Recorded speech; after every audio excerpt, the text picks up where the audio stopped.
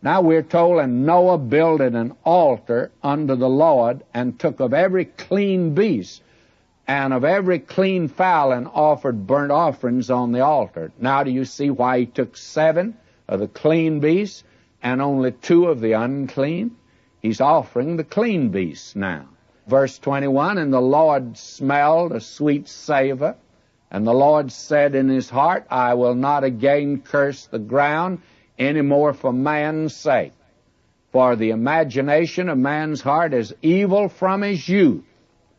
And you can just write that down, that is true. What about your youth? Was your imagination evil or not? And we're beginning to see in our contemporary society, we've had the rebellion of youth today, and isn't it interesting the direction they've gone? They've gone to the direction of where every imagination of man's heart's evil from his youth, and it doesn't improve. In the hospital the other night, I was visiting a party there, and then the person in the next bed, the curtain was pulled, but you could hear them talking. Her husband came in, and you know it was a contest between those two to see who could outcuss the other one. I've never heard such profanity on the part of 2 human beings. May I say to you, the imaginations of man's heart's evil from his youth. That just happens to be an accurate statement, was made a long time ago also. Now he goes on. God says, neither will I again smite any more everything living as I have done. While the earth remaineth, seed time and harvest, and cold and heat, and summer and winter, and day and night shall not cease. Now it has been suggested here that the flood was to the extent that it tilted the earth. As you know, the earth is not on its axis. Actually not. We're off center, if you please.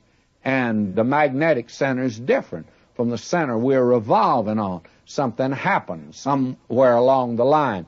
It's the belief of many this is where it took place. And that's what makes what the Word of God says is the harvest and the cold and the seed time, the heat of summer and the cold of winter. That gives us our seasons. The earth revolves like that. It's sort of going around like a wobbly top. You remember when you were young and would spin a top. When it would run down, it'd get wobbly. Well, that's the way the earth revolves today, actually. And as a result, we have the seasons.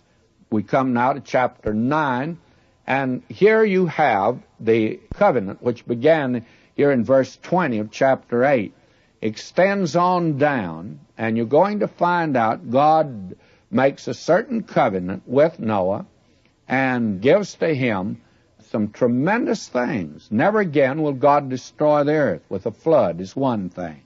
Man now can eat flesh. That seems to be something new we'll see next time.